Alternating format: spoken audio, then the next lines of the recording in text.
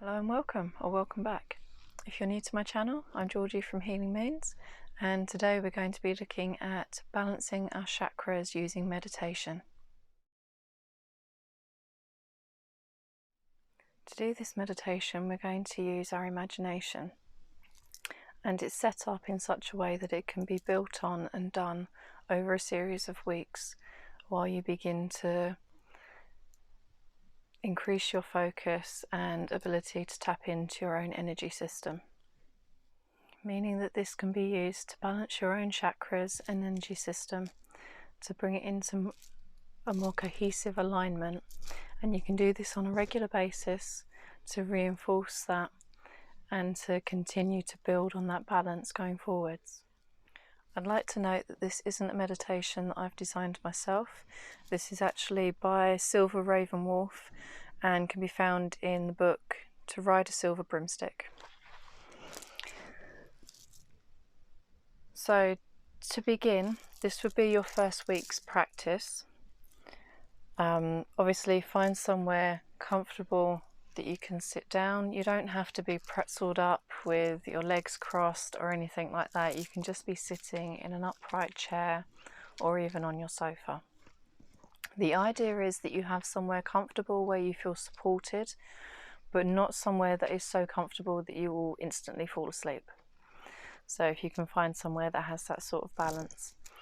If you are also doing this with young children, then there are ways that you can adapt it and make it more easier for them to understand and use the visualizations that go with it as well, and their imagination.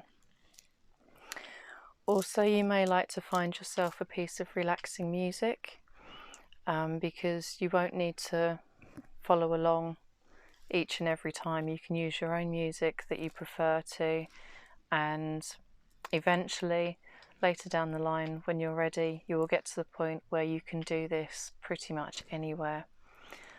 So the idea is that you're not using a recording as a crutch going forwards to support you in that. It's just while you're learning right at the beginning. To begin the practice for the first week, I'm going to read you a portion of the book which covers the steps to be taken. Make believe you are a fountain of sparkling blue light, or a waterfall perhaps. This light springs from the top of your head and showers down your right side, swells around your feet and comes back up the left side. Watch this continuous flow of light from your third eye, which is located in the middle of your forehead, above the bridge of your nose. When this is fully opened, it is a powerful and natural tool. When I'm using this particular exercise, I personally see a golden white light rather than a blue one.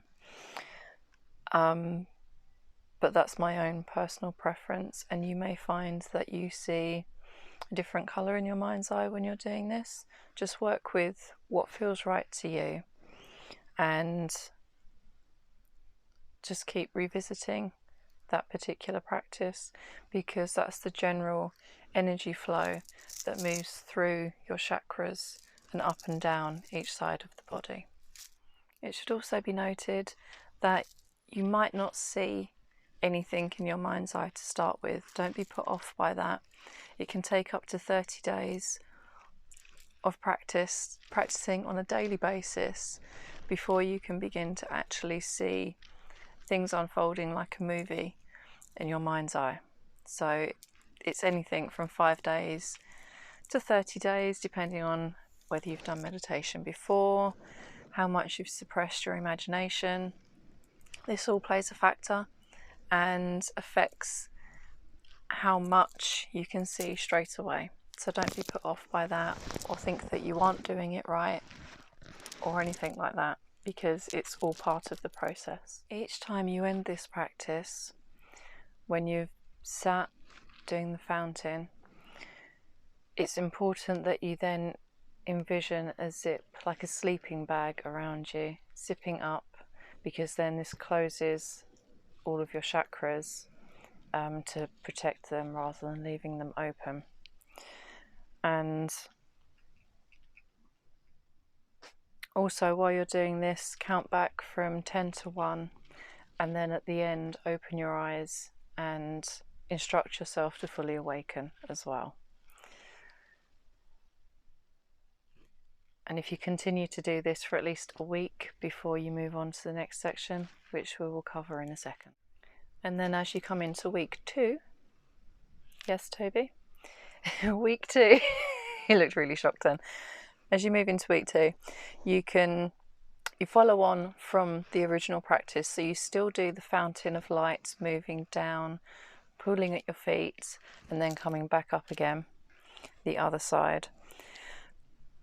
Then once you've done that, you then move on to actually working with each individual chakra. So you may find that you are drawn to start from the top of your head, or you may be drawn to start at the base of your spine, which is where your root chakra is. Either way is completely fine. It's up to you, and whichever feels right to you. In the book, we work from the crown chakra down to our root chakra, and then our palms and feet. So I'm going to be following that as I talk about this. As you envision each chakra, so you would start with the crown chakra, and you can see it as a ball of light, or you can see it as a swirling vortex. You can also see it as a flower, whether it's a rose or a lotus flower. This is particularly handy if you're working with children, because it can be easier for them to envision in their mind. So you would, as you're opening the chakra, the flower itself opens up as well. And that would be how you envision the chakra opening. If you're working with a vortex or a ball of energy, as it opens, it would then be brighter and maybe slightly bigger as you work with it. When I personally do it, I see them as, they start off as balls of light, and then they grow and then open up into a swirling vortex, which is then outside of the body, while it's still connected to your body at the same time. That's my own personal experience with it and how I work with them. So you start at the crown chakra, which would be white light, a swirling ball of white light, or however you choose to envision it. Then as you come down, your next one would be your third eye, which is like an indigo purple sort of colour. Once again, you would envision it opening, however that may be for you. And then coming further down to your throat chakra, which is blue, and again going through that process of it opening up. And then your heart chakra, which is either green, which is divine masculine, or pink, which is divine feminine. It can also be a mixture of the two. So you may find that it is green with pink flecks in it, or it could be pink with green flecks in. There's no right or wrong with this. It's just a general guide as to what the colours are. And then as you come down, which is your solar plexus, this is located just above your belly button and your stomach area. And this will be a bright yellow. This I normally think of as like a sunflower kind of yellow. Really bright, vivid, full of energy and joy. That's the colour that you need to be aiming for there. If you are doing this and you see little flecks of dark bits, or it doesn't seem as bright as it did a different day, then don't worry about it. It's just that the energy is slightly out of balance, and by focusing on that particular chakra, it will then begin to clear it and come back into balance. And then as you go further down, you've got your sacral chakra, which is a beautiful orange, like a sunset. You want something that is quite, you want it to be bright, but not like a neon orange. I don't know quite how to describe it. But that would be, an orange would be the colour for your sacral chakra. And then as you come down to your root chakra, it's a vivid red or blood red, depending on what feels right to you, but it will be some shade of red. And this is located at the base of your spine. Now you may get so far and then find that you are struggling to get to the rest of the chakras. That's completely fine, just keep building on it day by day.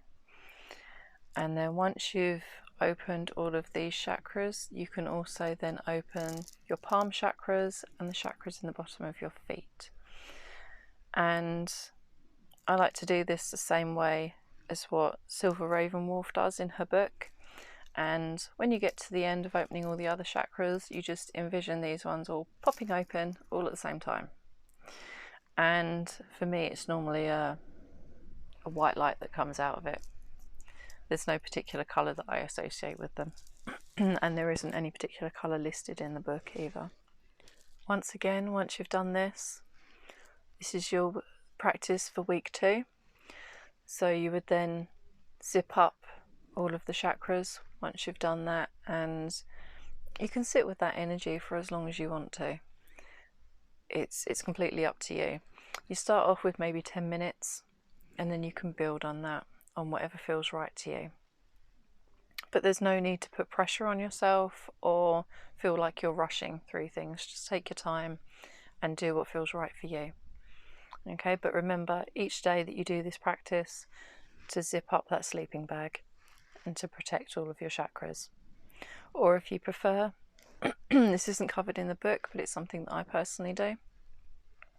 You can then revisit each chakra apart from your base chakra and crown of your head. You leave those open, but the other chakras you can go back to, and you can envision them getting smaller and then closing and going back within the body if they've come outside of your body, to then close your chakras.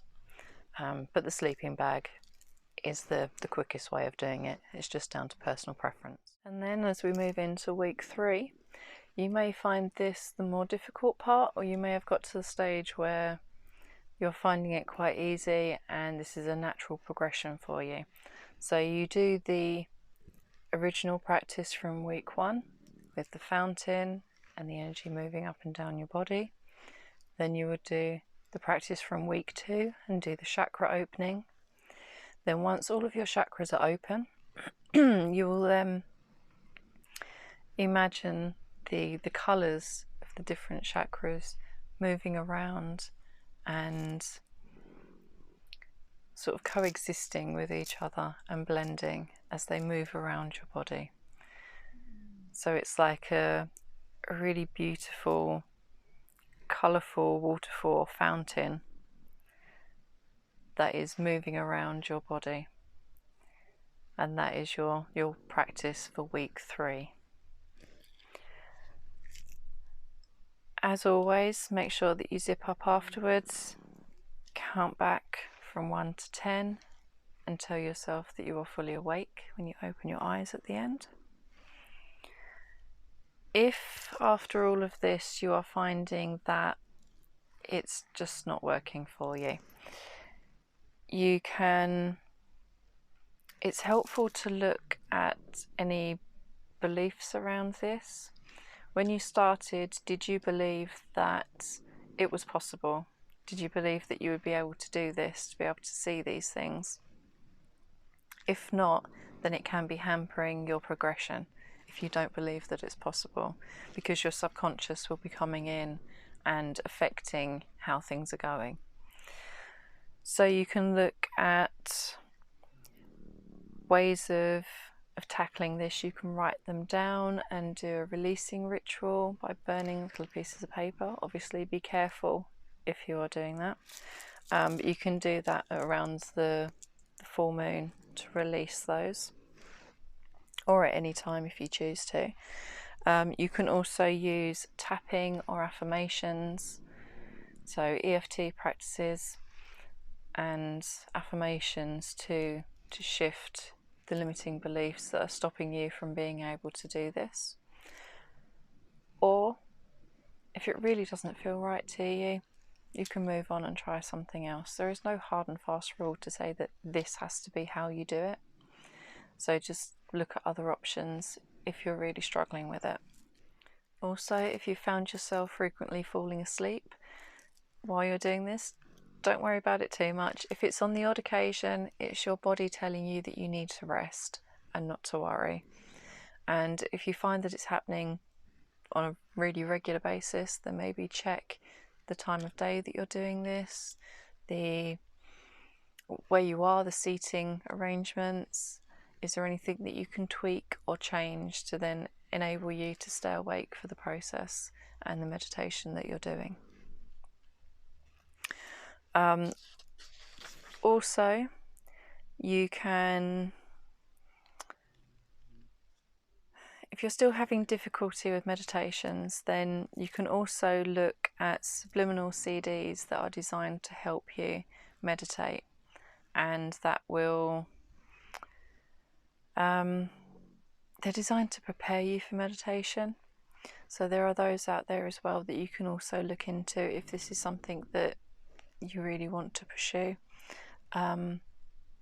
because there are so many different tools out there at our disposal and benefits from meditation as well. I hope that you found this helpful and that you've enjoyed today's episode. What I'm going to do is I will record this as a guided meditation and put this up for you to use as well. But this was just kind of to explain it step by step so that you can start doing it using your own music and a time and day that suits you. And then you can also use the recording if you want to. It will be up there as an option. So thank you for joining me. And if you've enjoyed this, then please let me know by giving me a like or comment below. And feel free to subscribe if you haven't. And until next time, love and light. Take care. Bye.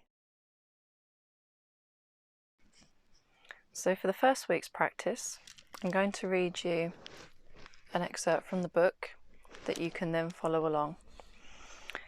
Here's something I found on the web.